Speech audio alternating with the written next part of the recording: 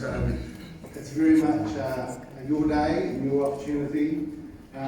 We would like to start with the karakia, so is there, Jerry Parai is going to do a karakia. Thank you. Am I? Okay. Oh. Whakatau mai rā, whakatau mai rā. Whakatika tika kiki ora, whakatika tika ki te pai. E mana he reo kia tukua kia puta, ki hei morio. So what I've just said is welcome to you all. I've also said let there be good health amongst us. Let there be kindness within us because of the strength of the reo, the talk that we're going to do today is important to progress the kaupapa. Thank you very much, Jerry. I'll just hand over. I'll just hand over to Mike.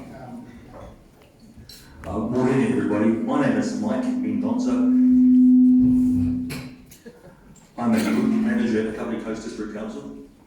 So I just wanted to acknowledge from the outset that what we're going to cover today is an emotive and sometimes divisive issue. But just to be really clear, that today we're not going to be making any decisions or imparting information to you. As Stephen's already outlined, we're wanting to hear from you. So from the outset, we're not making decisions or imparting knowledge today. This is your day to tell us stuff. Now, when we cover issues that are emotive and sometimes divisive, it's really important that we treat each other with respect and courtesy, please. So if I can just ask that everybody gets to have their say, everybody gets to listen, but please no raised voices and please treat each other with respect that each other deserves. Now, so I work for the Kapiti Coast District Council. There are a number of council people in the room. Just raise your hands, please. Most people have big yellow badges on anyway. So these people are here in support of the process today and not for any other reason. Now, having said that, there are, of course, many people who work in the Kapiti Coast District Council who also live in this ward. So there are a few of them in the room as well. But if you have any issues with Kapiti Coast District Council or our staff, please just give us a yell. We'll be happy to have a chat with you about that. So looking forward to a great morning. Please treat each other with dignity and respect, and looking forward to having a really good day. Thanks very much. Yeah, thank you very much.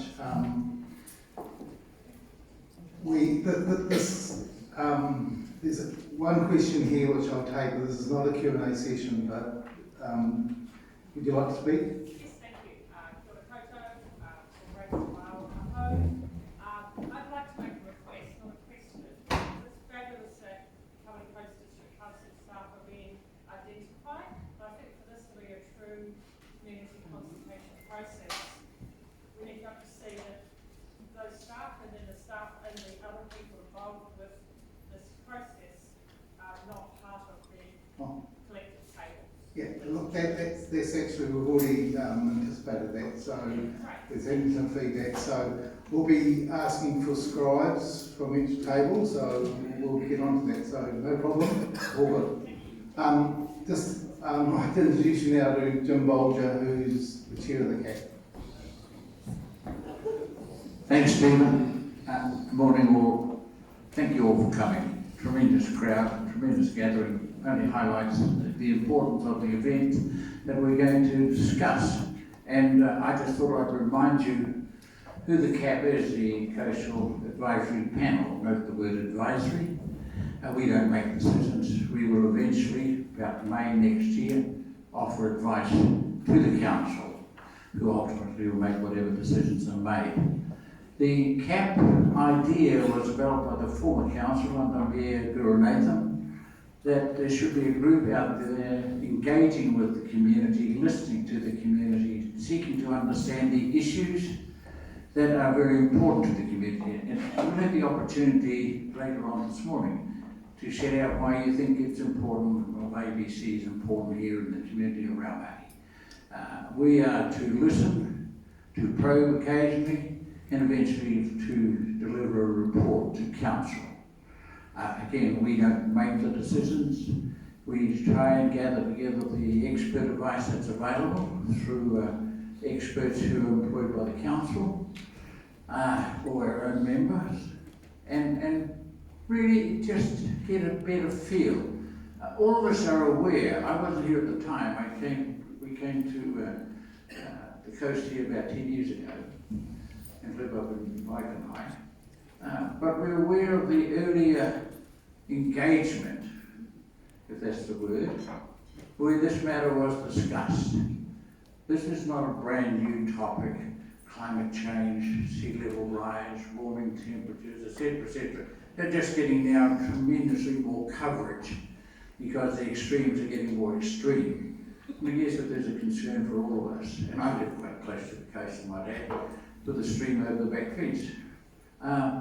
Is that the extremes are getting more extreme. So naturally, people are getting more concerned.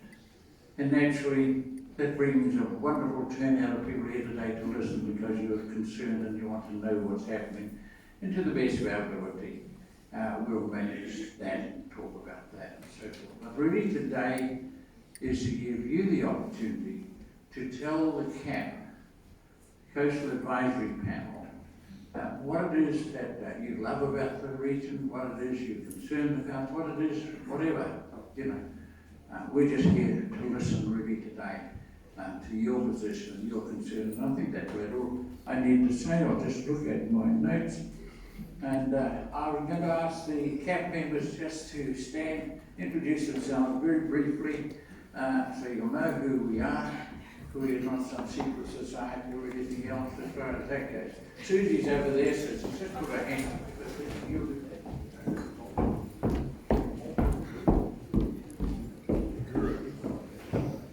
Hi, I'm Susie Mills and I'm from Waikanae Beach, and I've been living here since 1962, and that's not my age. I'm very much looking forward to hearing what you want, and I really want to hear your views. I'm Kelvin Nixon. I've lived on the coast for 40 years, various places, starting off in Raumati and up to Raumati Beach at the moment. My background is nothing to do with climate change. Background is IT, executive mentoring, things like that. I think I'm a good listener. I don't think my wife would agree with that though.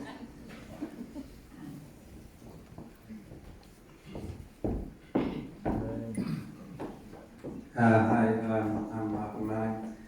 Retired climate scientist actually, but my hobby is photography and I want to get into that, not worry about all the other problems, but on the other hand, I do care about people.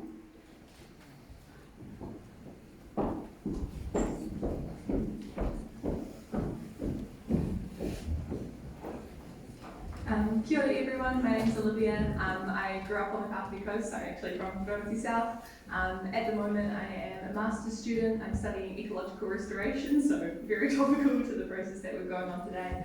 And yeah, I'm really looking forward to listening to everyone and hearing all your views.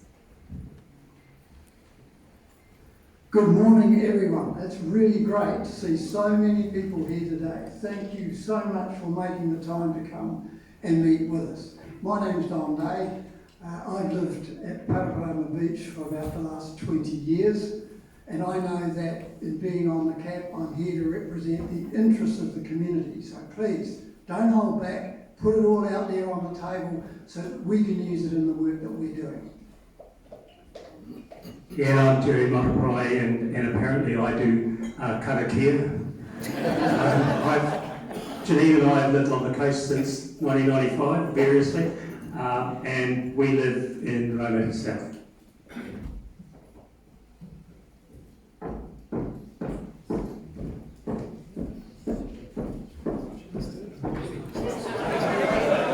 She's not on the move.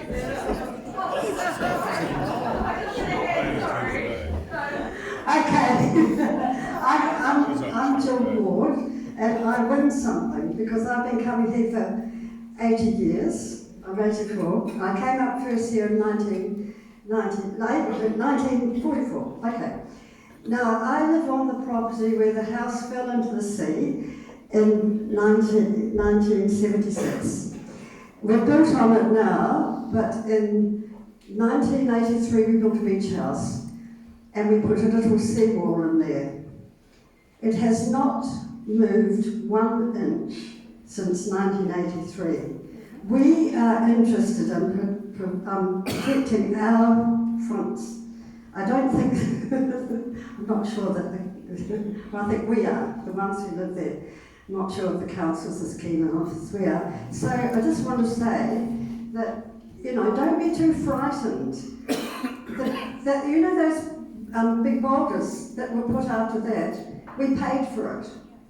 When I first took over my grandmother's property, on the rates, it said seaboard loan. And I said, well, what's this? And they said, well, you're paying for those rocks that we put down. And over a few years, we had paid for them. So that's something. You can keep these things in mind. I'll stop.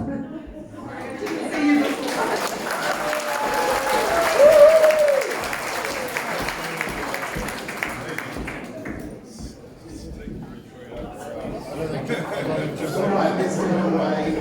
Busy morning. And I've prepared just a bit of an introductory notes from me in terms of my independent role and being involved helping facilitate the CAP and also these meetings. So look, just a statement from me. We'd like to acknowledge your concerns. Council staff and councillors live here too, as do members of the Coastal Advisory Panel. We know people want simple answers, but it's a complex problem. We're looking for flexible and pragmatic approaches that allows us to adapt over time as conditions change. There has been a lot of talk on social media and in leaflet drops about the Jacobs report. This is a science report. At the time that Jacobs report was published in February 2022, it did follow the then most recent IPCC 2021 climate change report, including the use of what's called the RCP 8.5 plus scenario. The Jacobs report has been endorsed by two independent peer reviewers, Conor Andrews, Technical Director, Coastal Science for Becca Limited, and Dr. Ian Dore from Greater Wellington Regional Council. Since that report was completed, in March 2023, the IPCC 6th assessment report was released. This shared that the high scenario of SSP 8.5 has become less likely but cannot be ruled out. As part of the recent IPCC AR6 report, the guidance is to update RCP to SSP scenarios.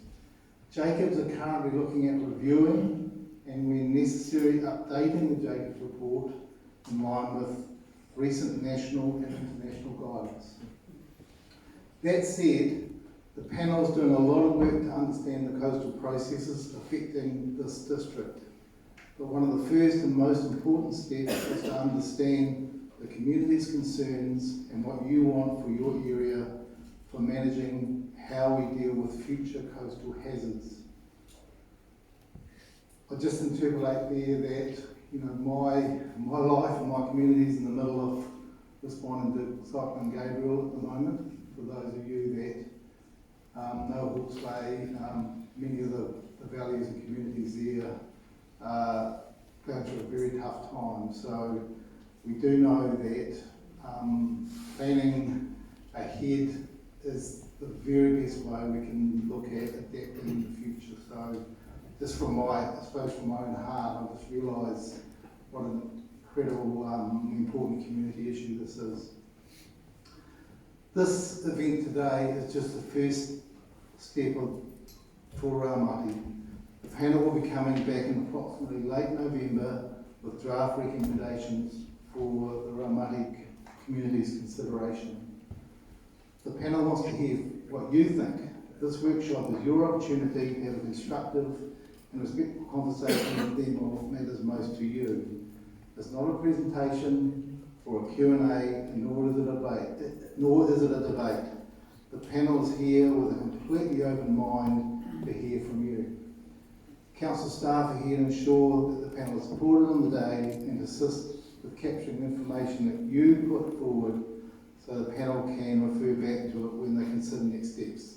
Thank you.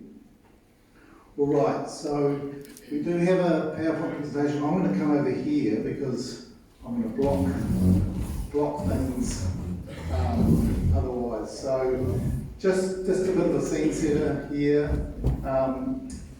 The Coastal Advisory Panel is looking at the 38 kilometres of Kapiti District Council in 5 adaptation areas.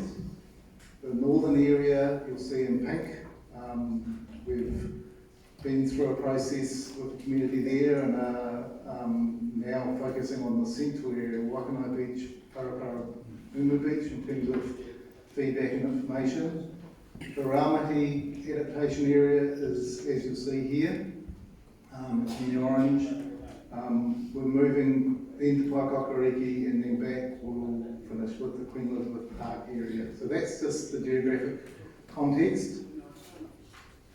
Now, the first thing to say is that there is a sign-up sheet on all of your tables. We'd love you to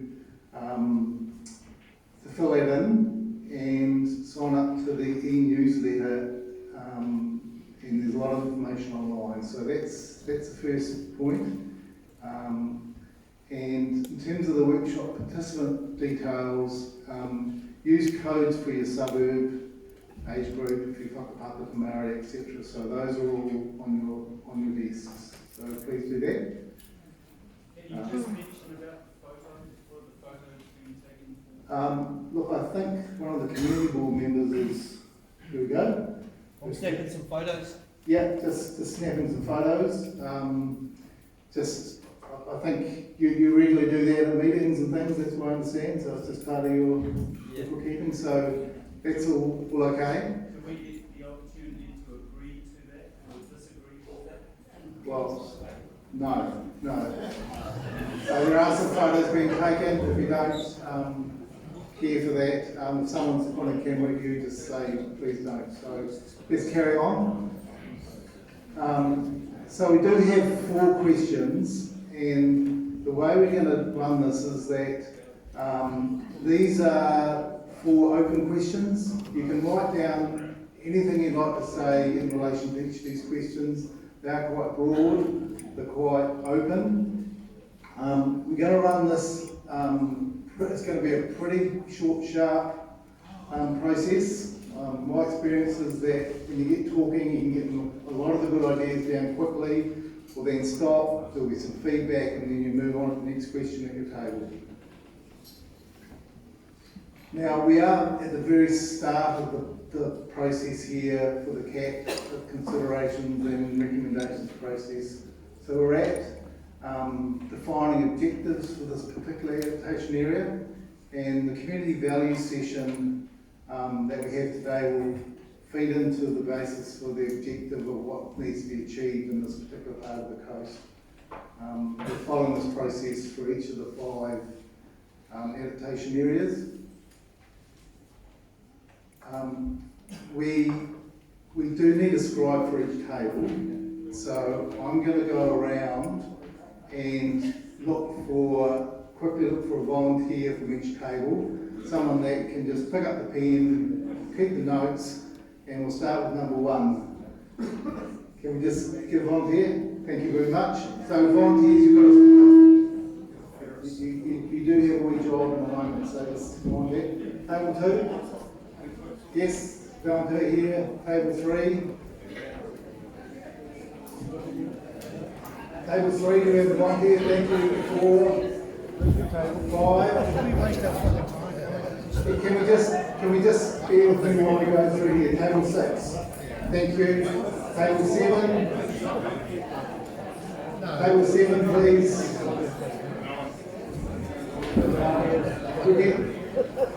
Someone needs to write down notes. So,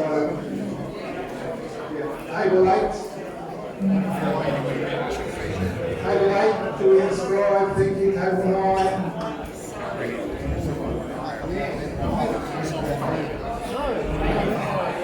Alright, so look, in each table, I'm gonna please bear with me. This is important. excuse me, can we please just get through this process?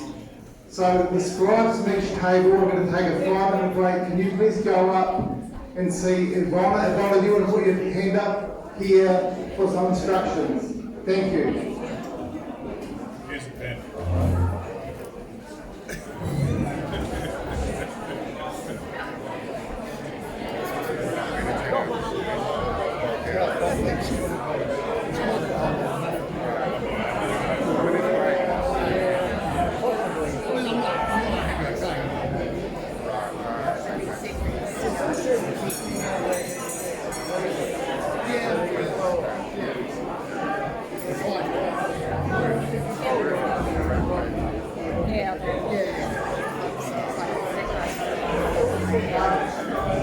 Just one other thing, I've just had a suggestion here that if you want to join a table by just standing around and joining in, please do that.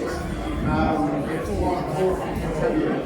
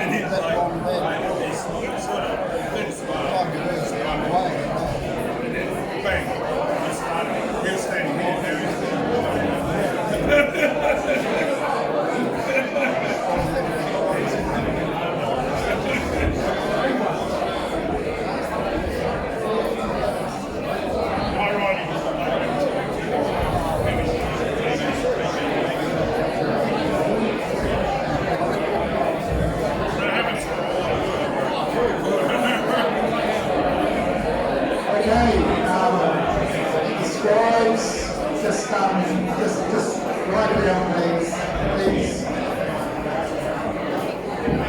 Please, please.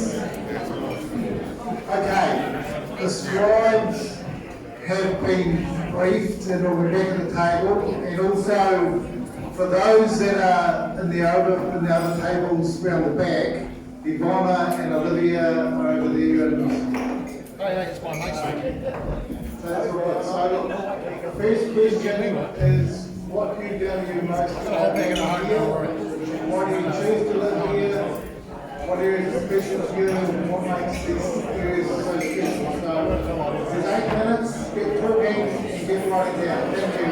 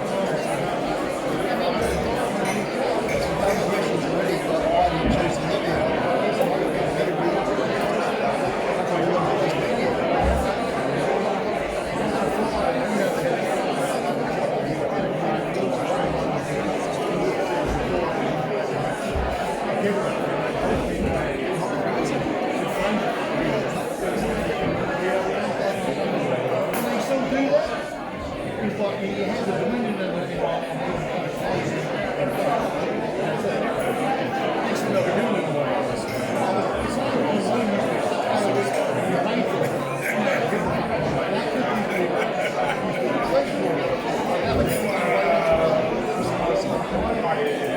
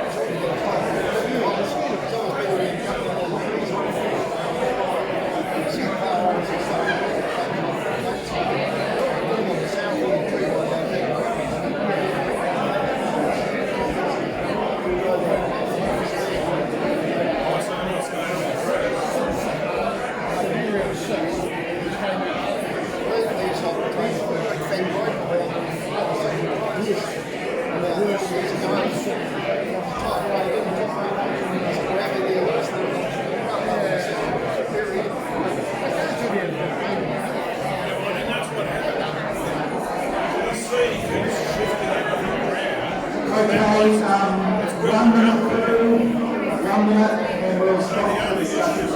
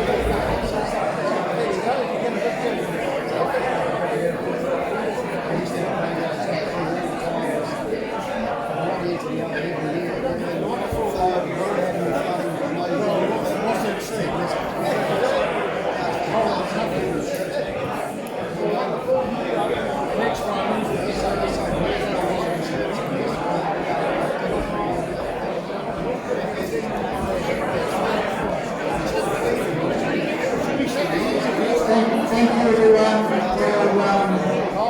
We'll stop there and we'll get some feedback from the tables. I'm going to hand the mic over to Eddie. What we're going to do, just come.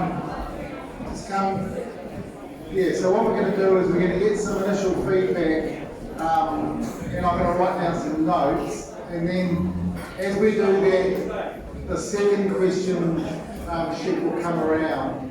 So I think Abby's going to take the microphone. We're going to choose 4 or 5 tables for each question, so we'll make sure everyone has a say, but with such a big group, we'll take questions randomly from tables that Abby's going to choose. So, the man behind you. Alrighty, can I keep you guys on your toes today? Number 2, you're first. Who's speaking? Come on. Everything we had on this table really revolved around living near the sea, access to the sea, access to the beautiful beaches. I'm going to grab the paper off you guys and we're going to swap this to be ready for the next round. Okay, number 7. Can you give me some of your feedback? Okay, we've got climate, beach, views, beautiful environment, history of the coast, food safety, fishing, migration, great parking, community shops. That's up right on. Now you're on the fucking hot seat. You got to follow through now. Must be something really good. He's got a big food in his pocket. At least I can go from top to 2. Number 9. Oh, they won't read it, but I will. What are you guys going to say?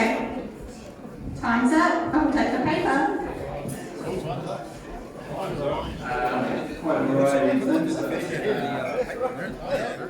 Easy access to Wellington, good public transport, Elizabeth Park, the climate and environment on the coast here, beach access, the island, sheltered shoreline, stable weather, size of community, Tara roads, sunset winter report. And I think our photographer yesterday is probably the best photographer of the sunsets here. Thank you, number 9. Number 13, I'm coming.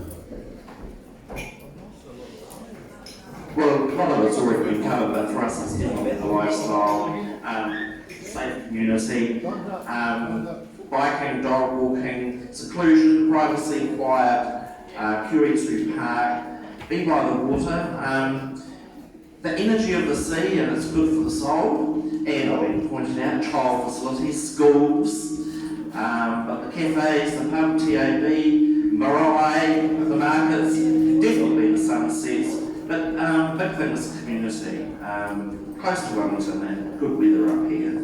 So safe swimming, that's about it from us. Thank you, table number 13. I'm going to come to you guys at the back, so triangle number 2.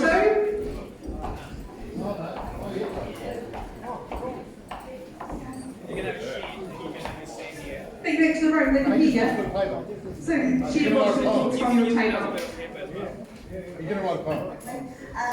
Lifesaving, lifestyle, ecosystems, natural beauty, cycleways, communities, and most of this like community focus on that one. Thank you, triangle number 2. I'm going to come back here, is that triangle number 5?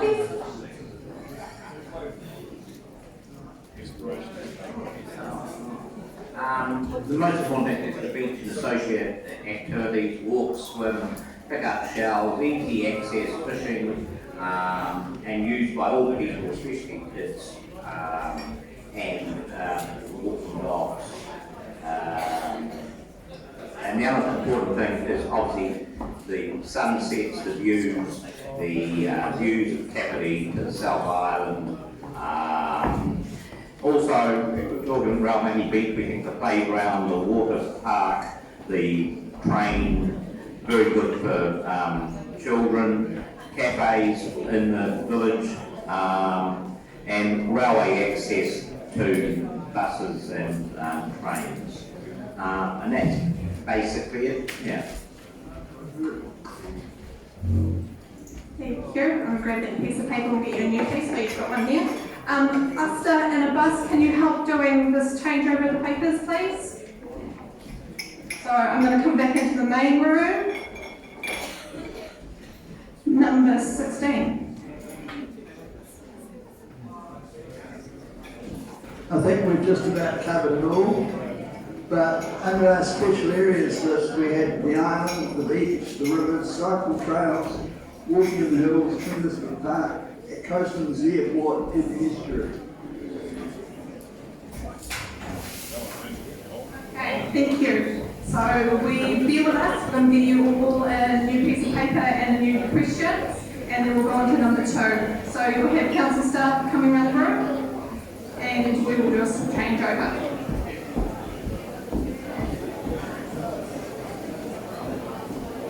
Okay, just, we'll give it a couple of minutes to get the paperwork all changed over.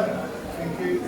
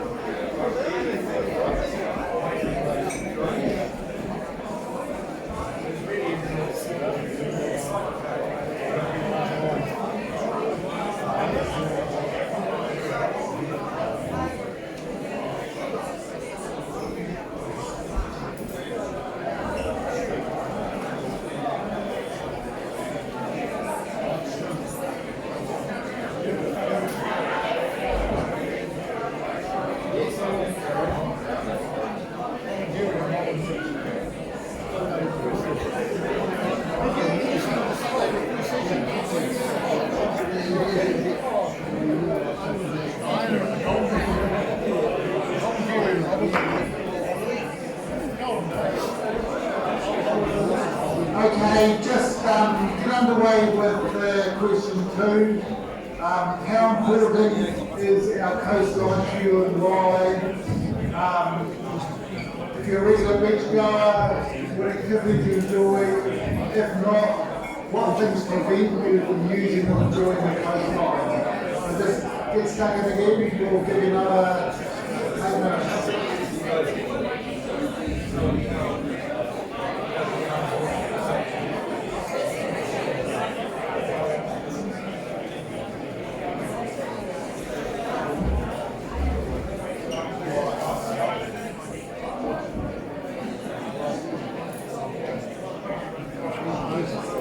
8 minutes.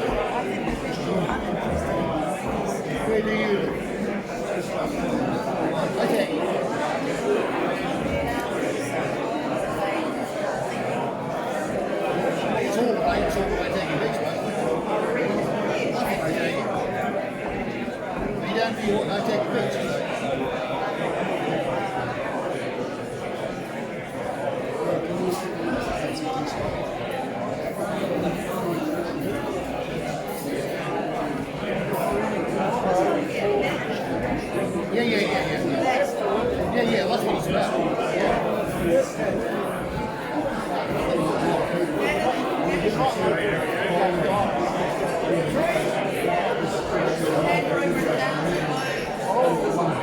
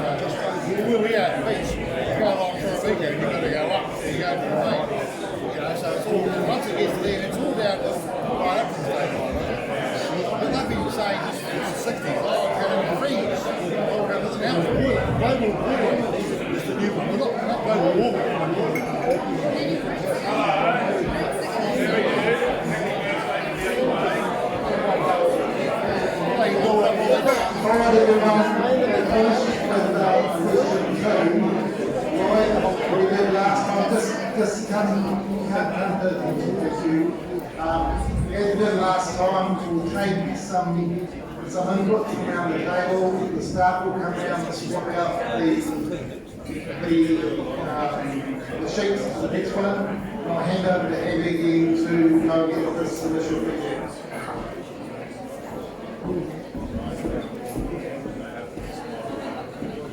So, taking the table down, but table 11, can you give me some feedback?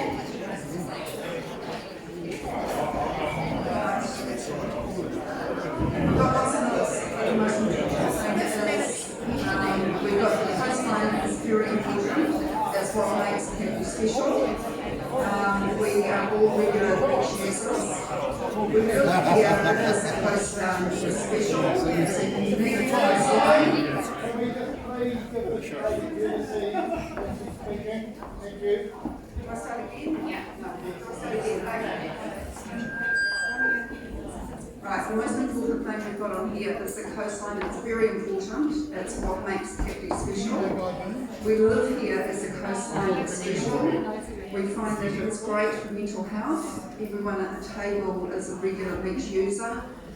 It's used for many recreational things, daily beach walks, kids running on the beach, fishing, diving, dog walking, swimming. We find it safe and clean, horse riding, great for families, mental health, paddleboarding, hiking, surf lifesaving for families, photography, fish and chips on the beach, watching the sunshine, the sun setting. It's a clean beach, yoga on the beach, winter dips.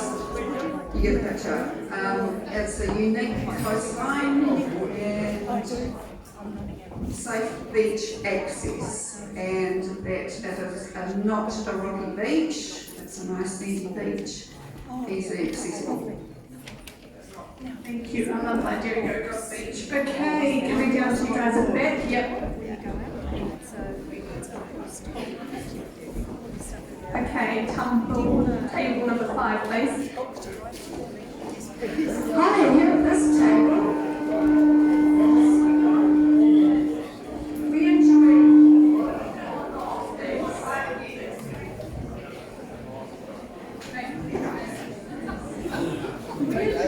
living on an increasing coastline. That means that it stays wide as it's less heavy. Well, the audio is struggling, so please be quiet. We have to say to talk, everyone, please have respect, total silence, have the courtesy of listening. Thank you. Please be quiet, this is not fair on everyone else. Thank you.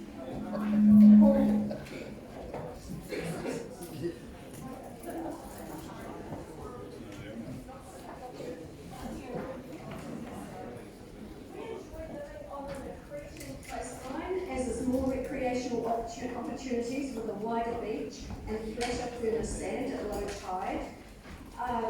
We feel that this coastline brings tourism to the coast and supports our economy with local businesses. The jewel in the crown is Kapiti Island.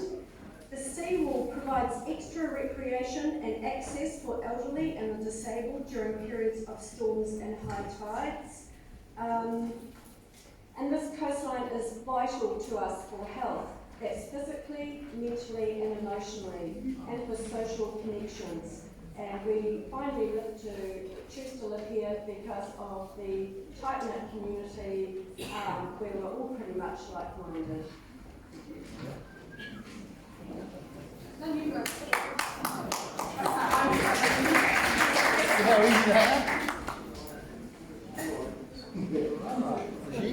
Yeah, we're from table 10. Our key one is we're not a rocky beach. We love the sand, not the broomed coast like incorrectly modelled in the Jacobs report. Okay, I'm going to come to you guys up back. Triangle number 1.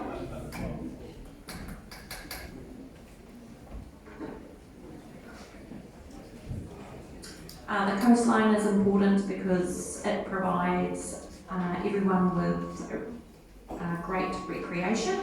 It provides us with a safe and clean beach for swimming. The seawall provides excellent protection and access for everyone, including at high tides. It also provides us with an environment in which native species, plants and animals can thrive. And we enjoy that it's also a sandy coastline and is non-rocky. And of course we love the sunsets, the views, and it's excellent for photography. Thank you. Okay, table 1.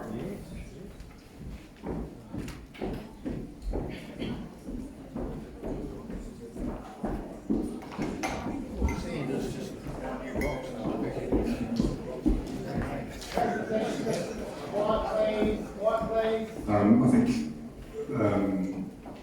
there's not much to add that hasn't already been said, but certainly the coastline is extremely important to us. It's defined as the landscape and is indeed in the name of the communities we live in. So yes, and activities as much as described by other people already. So, but yes, regular access to the beach, walking with dogs, swimming in the sea, cycling on the beach, and the fact that it's relatively free of pollution and obstruction and things, and is pretty accessible all year round is fantastic. So, cheers.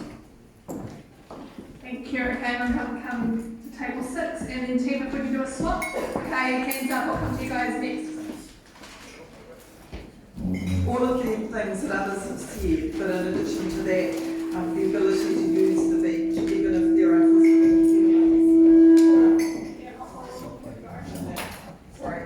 seating to enjoy the views, parking up, that sort of thing.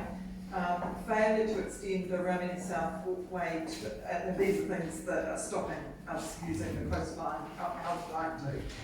The failure to extend the Raumati South walkway, unreasonable regulations, not only at the community Kapiti level, but also nationally, and adapting until we can't do things any longer would help.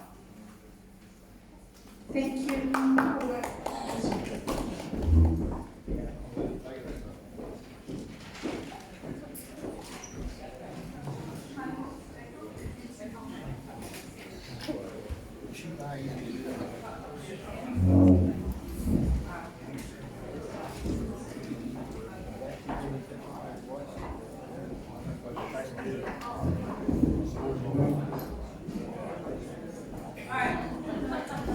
We focus more on what prevented us using or enjoying the coastline. I did want to say seawall provides protection and allows everyone to have an opportunity to discuss freedom of people to the lane. Thank you. Thank you. It allows wheelchair and high tide access for the elderly, and we appreciate the rock replacement after the storm last year by GWRC. We love the safe beach, and that decisions are made with hard engineering and using peer-reviewed scientific papers. We did want to say that what prevents us from using or enjoying the coastline is a lack of clarity for private property owners to collectively develop a defence strategy through seawalls, and also the constant bureaucratic interference in our precious lifestyle. We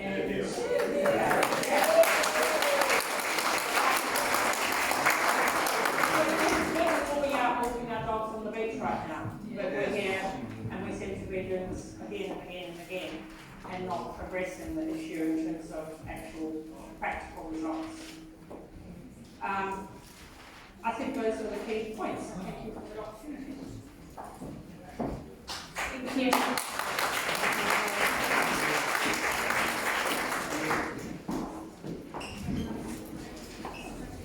All right, so we'll swap over to number 3 and we'll just look at the question on the board while you get ready. We'll have another 8 minutes for this one. Thank you. Anyone doesn't have a table, a sheet 3? More questions about number 3. Coming your way.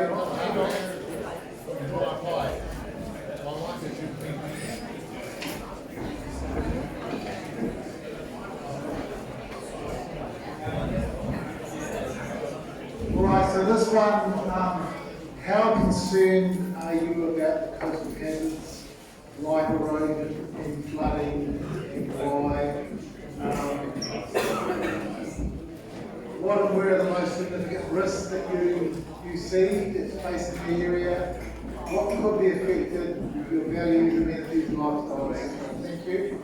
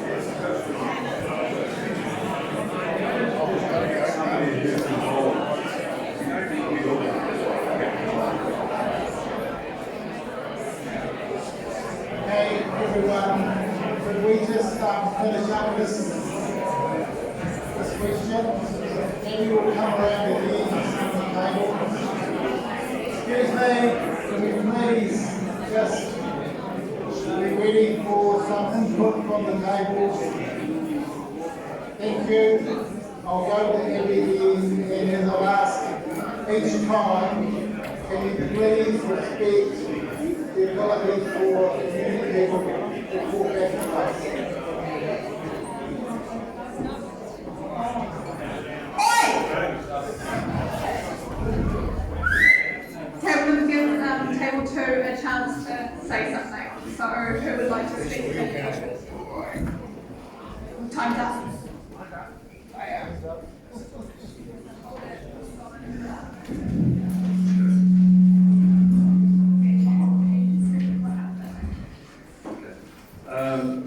We're very concerned. The concern largely comes from a lack of clarity. Largely comes from, it appears, the only model that seems to be being looked at is retreat, as opposed to other options like engineering solutions, other ways of defending and protecting the coastline.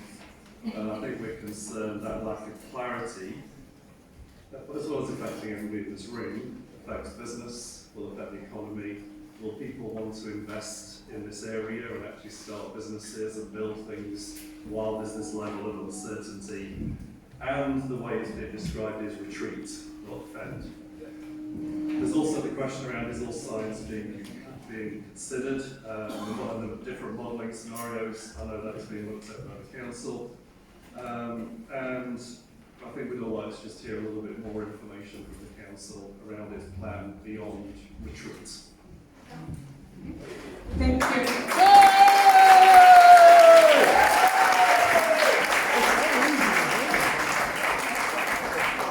Table 9? No? Okay. How will we mix this up?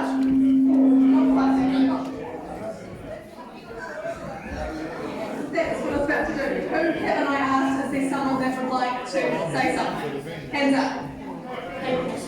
Plenty of rocks. Back up, take it down. Well, that's right.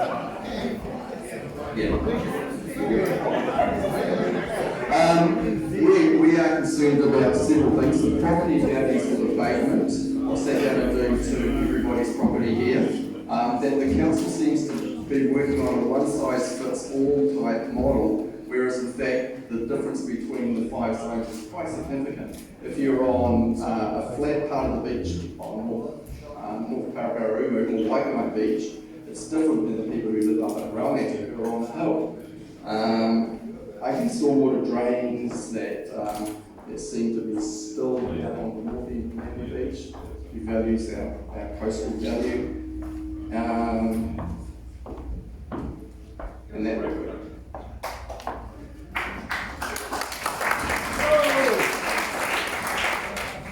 Can I just, as Chair of CAP, make a comment on the last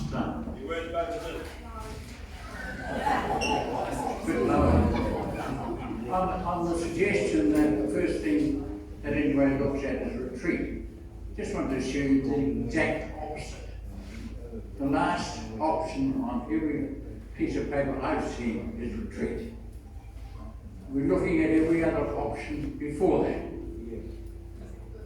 It's not very complicated. Why would we do otherwise?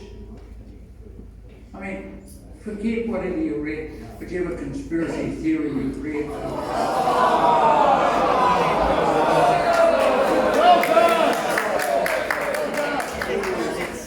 I'm sorry, I'm only telling you the truth.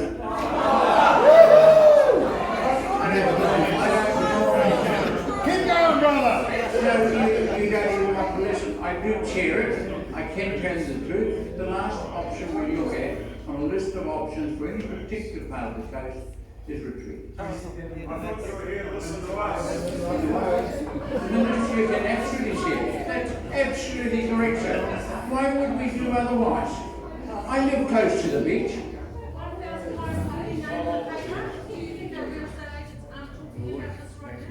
Of course, your real estate agents are talking about it. I had my first speech on this topic 10 years ago when we arrived here. And I said that eventually the insurance companies, the banks and all of those are going to take note of it. That's why the council wants to consider it and wants to hear your views.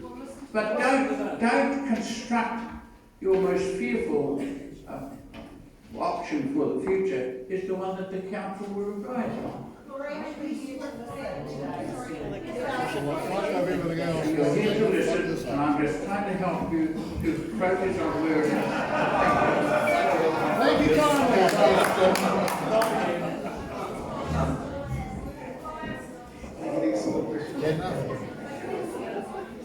Okay, I've lost track on who has the opportunity to speak or not. Hands up, and then I'll come around, okay? So I've got hands up here, and and then I'll come round.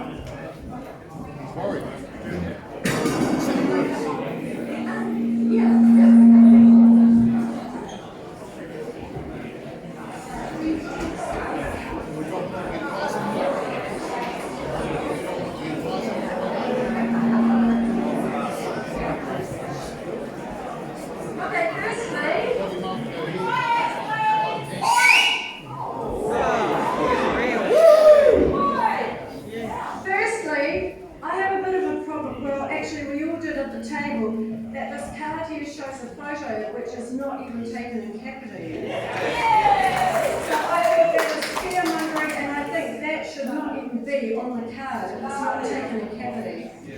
So the things that we identified, we didn't actually have any concerns about living here at all. We don't have concerns about erosion or flooding, we only have trusses. We think that the science that's been used is scaremongering. For example, this card, it is irresponsible and implausible since they're using extreme modelling. That's the RCP 8.5H. We have concerns about the CAP process because individual home and business owners have not been notified or consulted that they are in an adaptation zone. We feel it is a predetermined outcome. Over 1,000 properties have already been identified for managed retreat in northern Kapiti. The community did not agree that ratepayers' money. Are you trying to shut me down?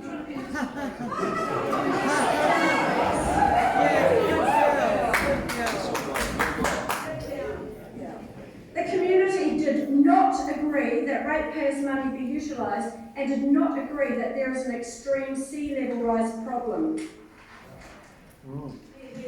People would not buy here and live here if they ever thought that there was a problem, because there's not. It is all scaremongering.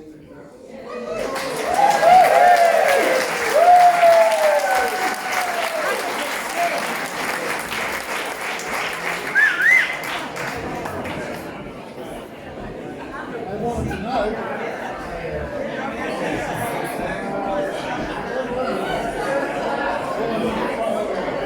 Okay, I think we'll just get back on the questions that we were asked, and it was to do with flooding and erosion. The flooding, the concerns our table had was that flooding is mainly Flooding was more an inland problem, not dune related on the edge, but the lack of clearing storm drains and the inadequacy of storm drains is something that we are concerned about, as asked in the question, and also combined with more intense rainfall, potentially higher water levels. Inland, you don't have to be on the coast to be affected by flooding. So on the erosion side, i.e. on the water edge, uncertainty about the future of our seawall, we understand it's been designed and budgeted, but is it going to be just a reactive repair when needed, or is it going to be a proactive repair for the next 40 years? We accept it couldn't be forever. And I think that's probably our answers to the questions. And one comment is, when I bought a house, I didn't buy on the beachfront, I bought on the opposite side. And that was a human reaction in the last 12 months to perceptions of sea level change and sea level risk. And that was the science of our table. Thank you.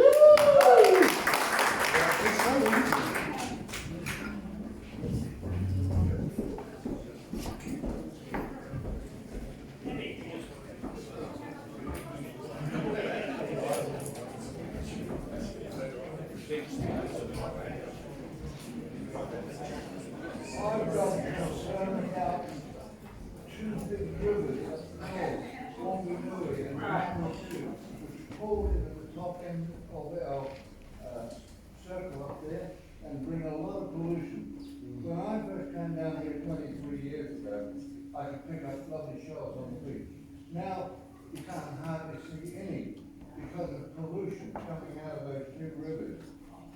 I don't know what you can do about that, but it's definitely a problem. Thank you.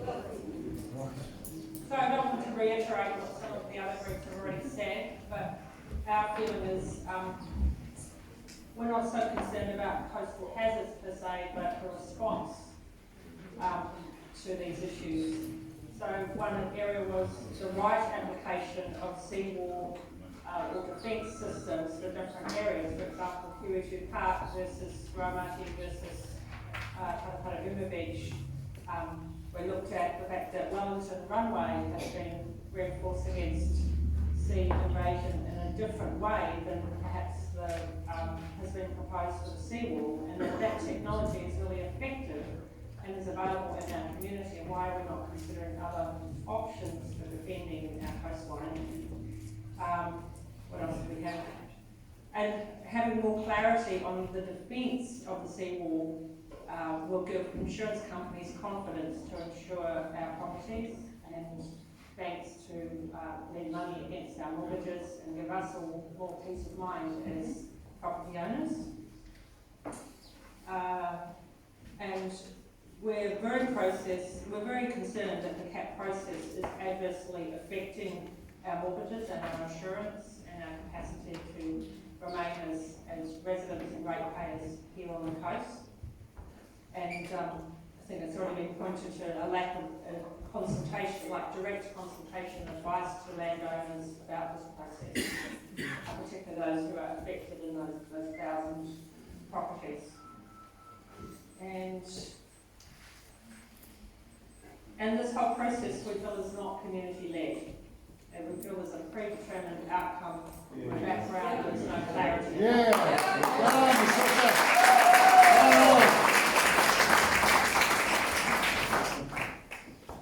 You nailed it.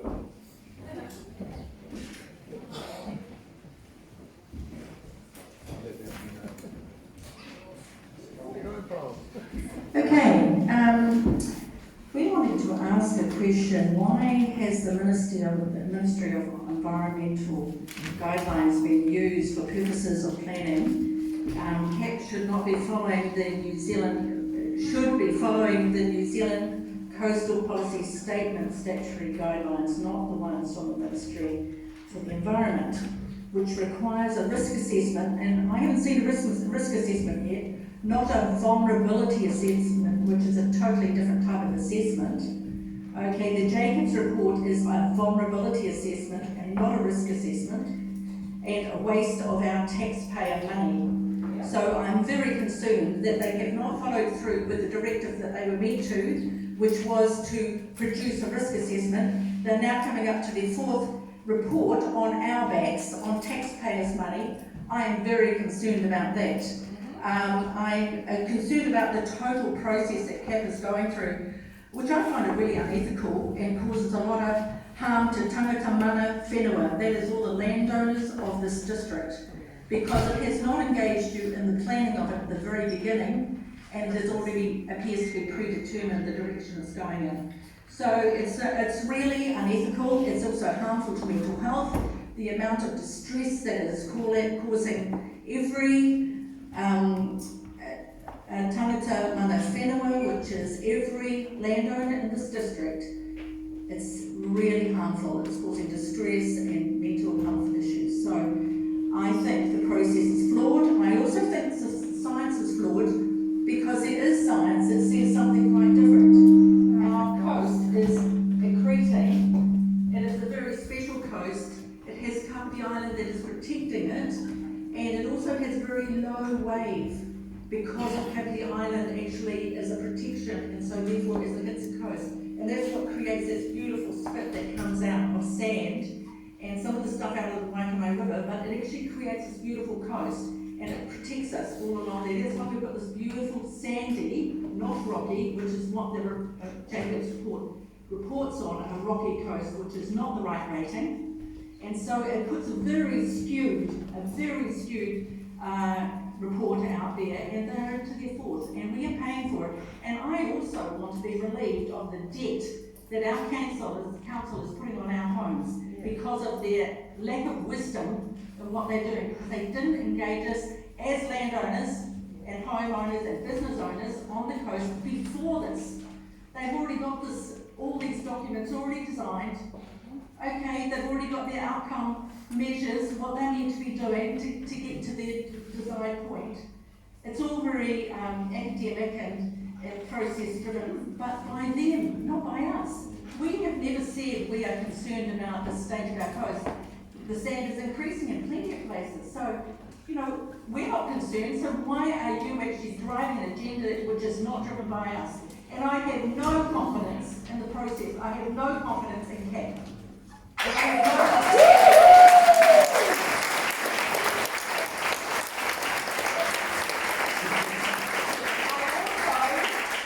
also think it needs to stop now before they keep on spending our money. Yes, 100%.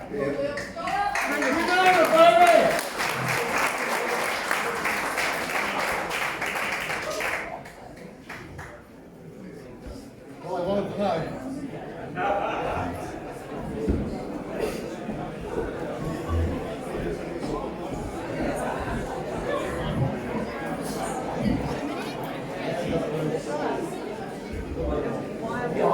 I've been on the coast since 1965. I've seen a lot of changes. Lived in 3 different houses. Seen the sea come in, the sea go out, and a few houses had gone into the sea, and I was present when that happened.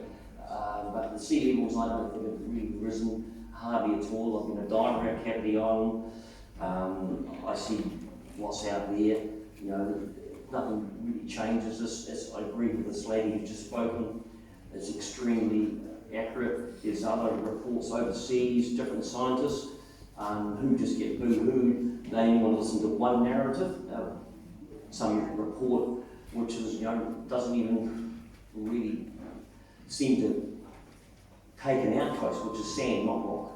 I think we should have a referendum and find out, you know, from the people who pay the rates to look after, because our rate paying money looks after all this stuff. So we should be having a say and really sticking it up the council and saying, well, who's actually running the show? Because really it seems to be a lot of actual, there's photographs. Who the hell supplied that? You know, it's just almost a joke. And how much? I just really can't believe it. You know, just, and it is very crucial to yes, unless you get our shit together, please have a referendum. As rate payers, are we able to ask for that? Or do the council say, no, we're not going to have that? Or is that part of Three Waters? I don't know. But referendums, they actually get a good sort of, you know, like the feel of actually what the real people, the vote, you know, the voters of this council, of this beautiful community live in. So, yeah, why if around the bush and just, you know, this is, I think this is like first day of school. Sort of thing.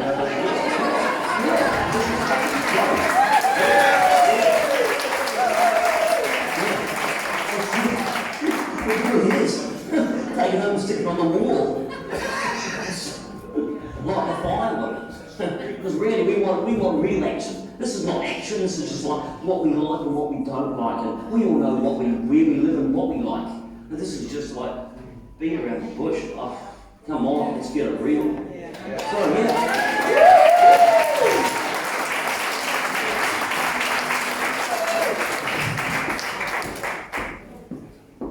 One more question and feedback, and then we'll get on to the next question if that's okay. I'm going to disappear and pay $6,000 a year in rates and seeing it get waste, I kind of annoys me, which is why I am. But following on from your referendum, I actually think the whole system needs to change. When you're running a public company, if you don't actually do what you say you're going to do as a CEO, you get sacked. Yeah. So the way I see it is that when people go and stick their hand up and say, I want to represent the local area, etc., and I'm being employed to do a job as a CEO, based on ratepayers, I thought that it was based on the value of agreement and majority rule. And so to me, instead of a referendum, what it should really be is that when people put their hands up, they say, well, these are the things that are going to get done in this term. And nothing else comes in, and basically we as the ratepayers say, yep, that's really important to us, we want that done. And each time a government of any situation, really, not just regional, local councils, but government in general, they should actually be saying, right, these are the things we want to get done this year, who wants to, and place it as a referendum, and also as an election policy saying, right, these are the things that we want done, and the majority rules, and whatever is most important by the majority voting is what gets done. And from what I can see, that's not happening. There's some person that's got a lot of education and letters after their name that's trying to seek some importance, but actually hasn't done much actual practice. So anyway, that's my 2 cents worth. Cheers.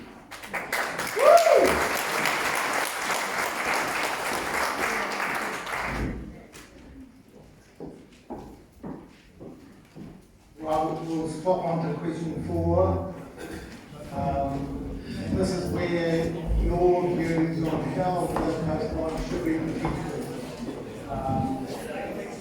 So swap over the sheets and let's start this question.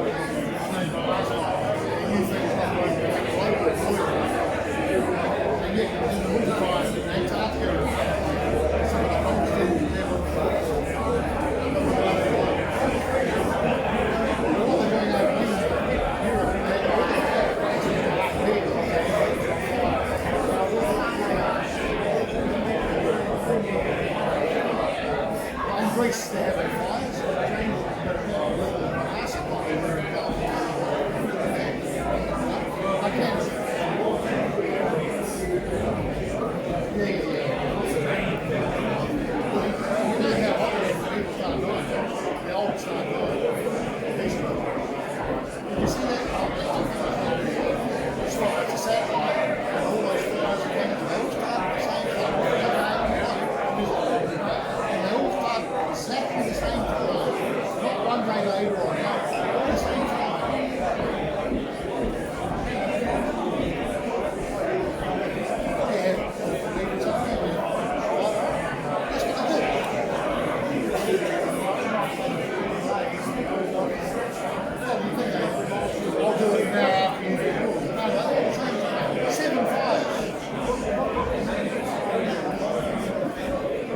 Maybe the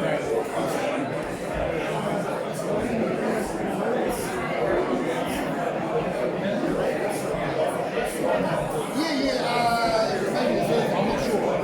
Maybe the first one. The first one's the best. Oh yeah, hold on. They're all there. If you want to read it, that's great. Something you like, read it for later on. You might want to come back 5 years' time. Only it's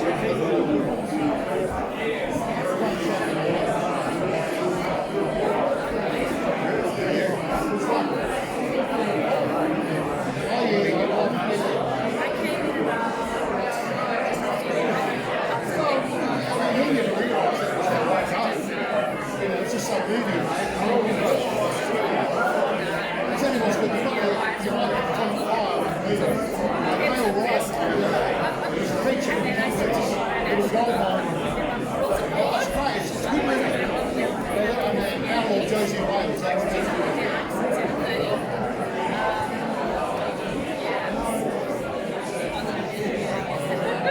can see you.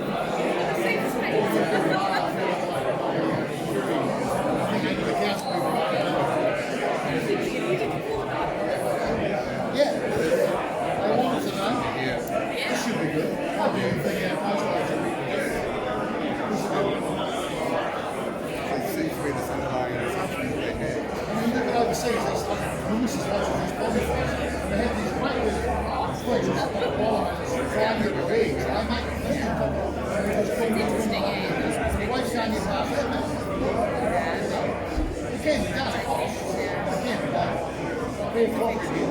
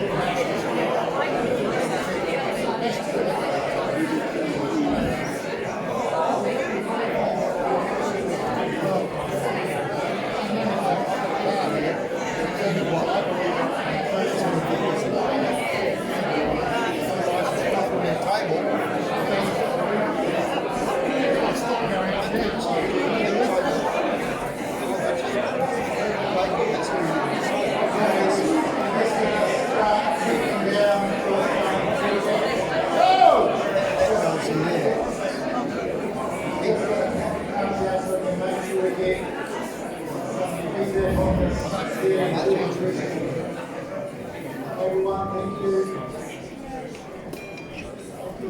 Thank you very much. Very patient. I really appreciate, this is a difficult issue. I really appreciate the fact that you've been able to have a say and, we're listening. This last question is really important. What would you like to see happen? And just, Abby's going to go around the tables and just get some feedback when you take it. Just, we're going to use as much time as we need just to get the feedback on this one. So, Abby, just, there you go, thank you. Would someone like to speak first?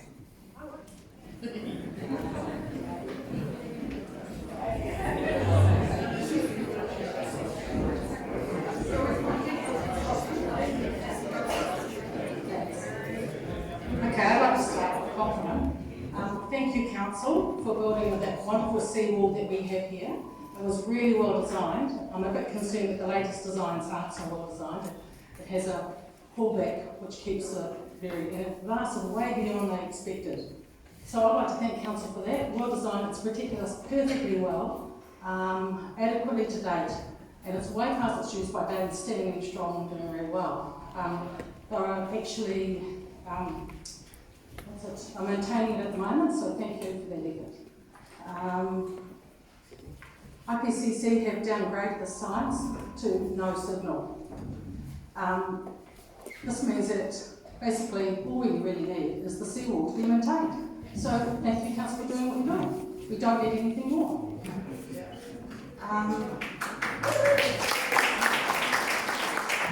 I would like to say, who's benefiting from this process? I'd actually like to answer that. I believe it's Jacobs. I think it's the consultants like we've got here today.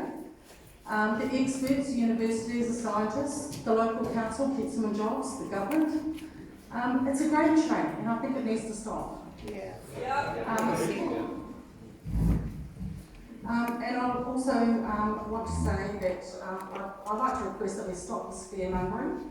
You know, if it's a no signal from the International Panel on Climate Change, why are we using the most outrageous modelling and a coast that actually scientists come to actually study because it's actually increasing and the land's actually increasing. So we've got this crazy situation. We've actually got the best coast we could possibly have in the world, and yet we're getting the worst case modelling and scenarios put on us.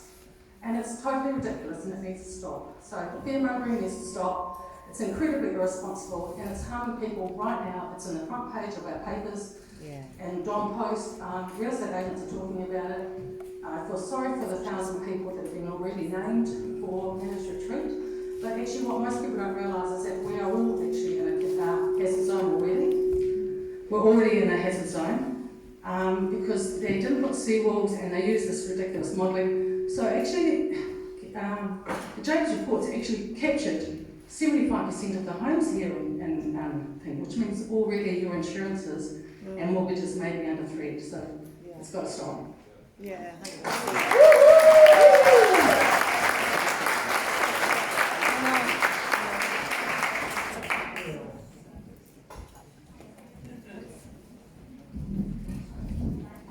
Hello, my name is Deborah. Okay, so we've had 4 recommendations. Upgrade, maintenance and reassessment of seawalls. So we see that as being a really important issue and agree with the last speaker that really this is what we would mostly like to see addressed and really doesn't need a lot more thought. We want it assessed at a local level. For example, Paparan versus Raumati versus Waikanae. Some regions need different solutions. This includes the use of rocks, marrow grass or other methods on a case-by-case basis. We would like to see that the CAP is disbanded.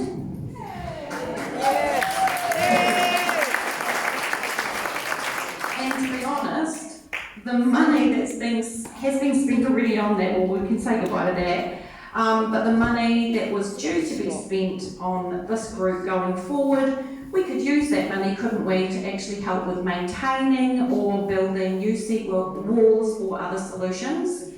And we would like to recommend to the council that only the above solutions that we've named be used. So we're not interested in managed retreat or anything else. Just stick to the basics. We know that erosion happens. We know that those are just processes. Storms happen. All sorts of things happen. We're not denying any of that.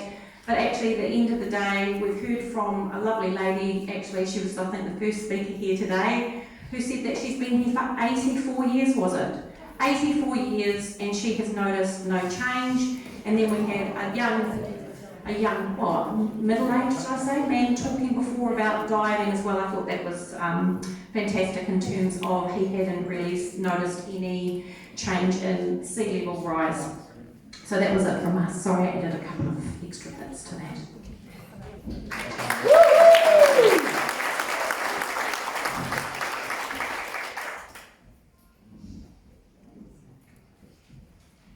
Anybody else would like to speak next? Okay.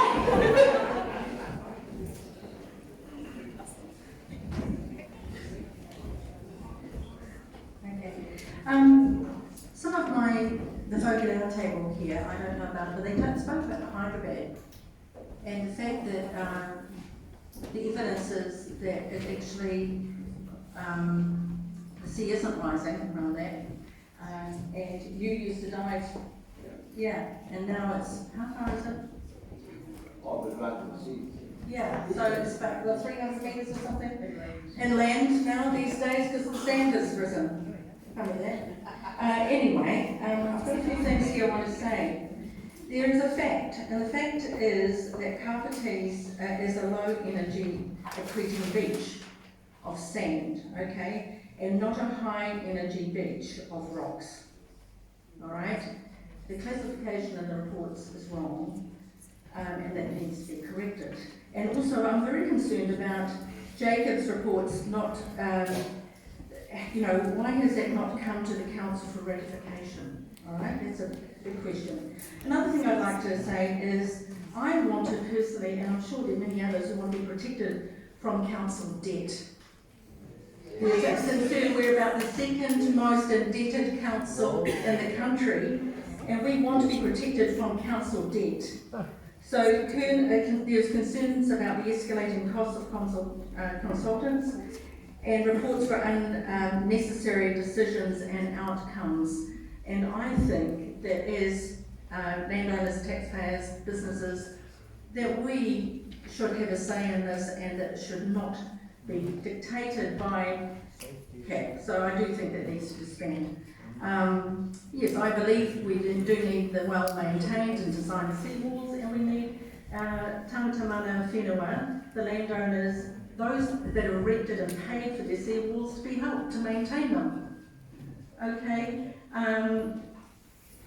we need protection from CAP really, or to be expanded from Jacob's flawed reports, its flawed process, the flawed processes, the bad decisions, the inappropriate consultations, the inappropriate, as I said, processes and science, and I think that there has been a manipulation of engagement. All right, I think we were never engaged early enough, and it shouldn't have ever started. Okay, so I'm very concerned about the flawed science and the scaremongering, and the irresponsible, implausible, uncalibrated models that are being used, okay, to determine solutions. Where I see the solution is in rocks being put, we're a sandy beach, so rocks being strategically placed, well-made and designed seawalls, and I think people need to be allowed to live their lives and not be inundated with these sorts of things that really actually make you feel very uncertain and messes with your mortgages, messes with your insurances, messes with all aspects of your pleasure in life and screws with your mental health. So thank you.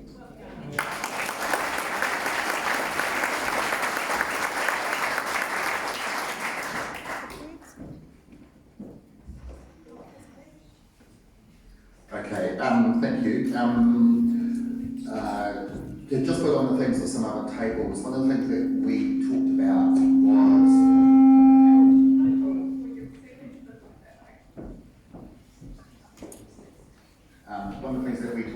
was that seawalls as a critical part of the defence mechanism, the defence networks. There's a real challenge with it, with a large part of the seawalls being up to private individuals and private landowners. You don't get a continuous kind of network of with same engineering standards to provide a consistent level of protection. And so there needs to be a model or a system whereby if seawalls are going to be the first line of defence, and certainly this table thought that it was and should be along with other tables, there needs to be a way to kind of bring that together so there is a consistent technology methodology used for seawalls across the beaches in this area.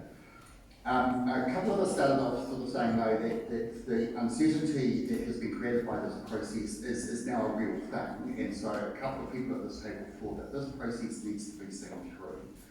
If you try to kill off this process, all you're going to have is uncertainty. All you're going to have is that the reports that are going to be out there, they're going to be infected, they're going to be seen and viewed by insurance companies, they're going to be seen and viewed by banks. Whether you like it or not, that uncertainty is here. What we need is a process now that sees it through and provides good and clear recommendations and a path forward to address the uncertainty that's been created. Whether you like it or not, the uncertainty is here. And so we thought that, or some of us thought that this process needs to be seen through so that that uncertainty can be addressed and decisions then made by council as to who, what and when, and also who pays.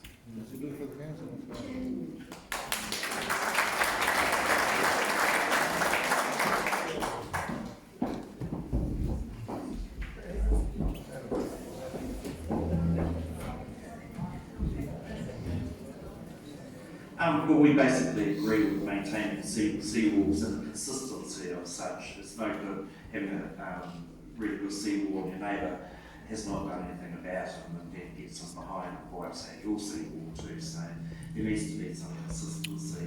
We need to take note of worldwide success stories. We should be looking at worldwide success stories for particular communities with similar issues. Effective planning, stock infilling, that's one of the big things from this table. Stock putting 3 houses on sections, and that creates a whole lot of issues as well. So the stormwater infrastructure needs to really be carefully looked at within the community, because that really affects the outcomes into the sea, etc.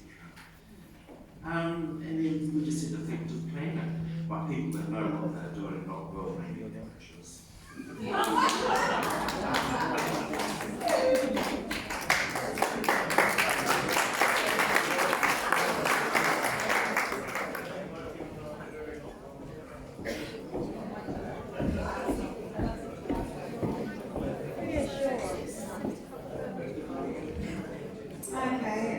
Look, I came here today basically because a friend sent this to me, and one of it was, why should I attend?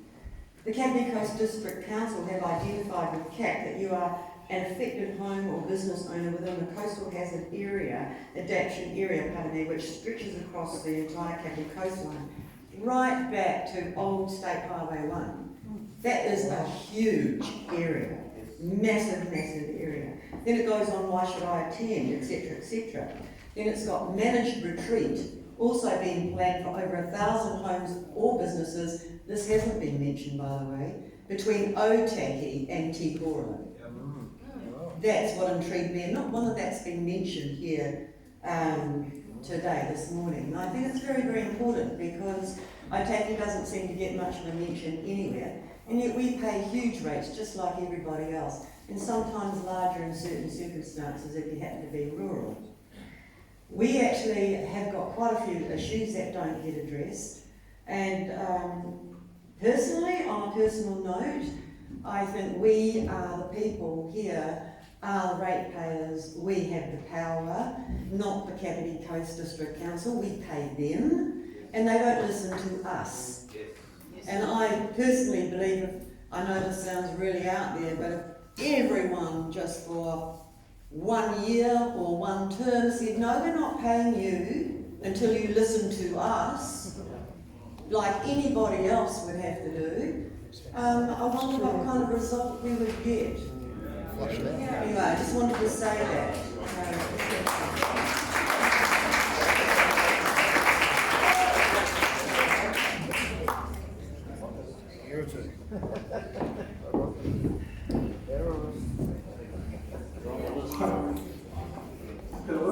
I hope to just try and summarise the questions and then just a sum up from what we said on our table. The next 30, 50 years protecting the coastline, the proactive maintenance of Raumati's seawall, an existing seawall has to be top of the priority list. We have something there that's working. Nobody can guarantee how long it's going to last, so let's make sure we practically work on that. We then looked a little bit about stormwater, related to sea level rise, related to sea level, and the comment was that in the good old days with catchment boards, it was the people who were being protected had a special rate put on them. So people next to at risk paid more in their rates. Now, as a community, I believe Raumati has come through really clearly that we are a community, and whatever we are in, we're in it together. And therefore, as a community, we need to look at it together and not say, well, if you're on the coast, that's your risk, and if you're next to a river, that's your risk. We do need it, and if you call that council, call that community, it doesn't matter what it is, but as a community, we do need to work together for it. I also like to thank you.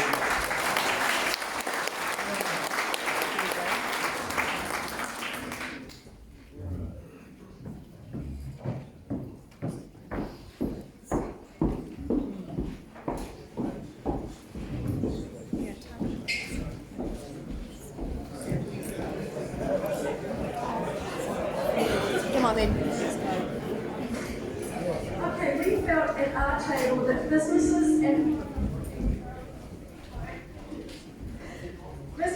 and homeowners should be protected from scamming tactics.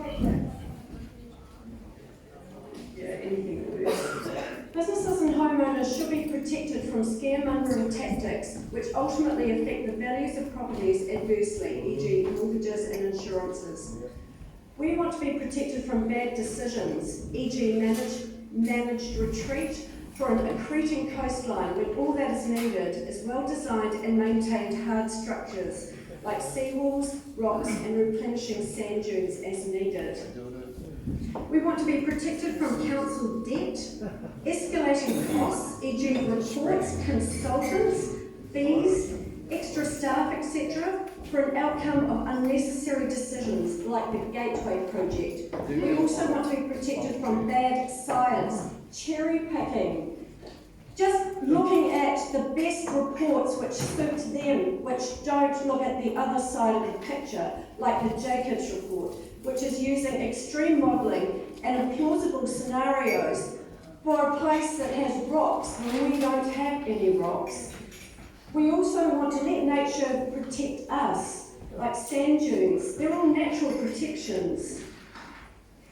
And as a person who lives in Raumati, I think it's terrible, really, what you're doing, trying to make people, when there's a cost of living crisis, when people are trying to already find homes to live in, and you're looking at taking more homes away for no good reason. It doesn't make any sense. And all of it, there are people living in cars here. They're living in cars and you want to take away the homes that we have. It doesn't make sense. Please look at yourselves. Look at yourselves lining your own pockets. And I'm looking at you, Mr. Bolger. You no doubt live probably in Tijuana Road behind a gated community. Somewhere where there's big gates where you will find no problem finding another place to live. We don't have that luxury. And I see you approaching me now, probably trying to close me down again. Well, you will never shut me up, and you will never shut up the other people who are here. So you can try your best with all your cronies, but it will not work.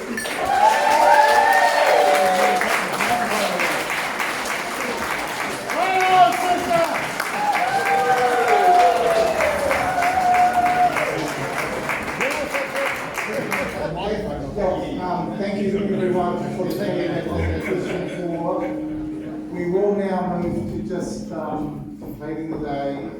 As I say, thank you very much for your feedback on what you would like to see. Very clear that the seawalls are important to this community and we want to see them maintained. So that's what that feeling on the table. I do want to go.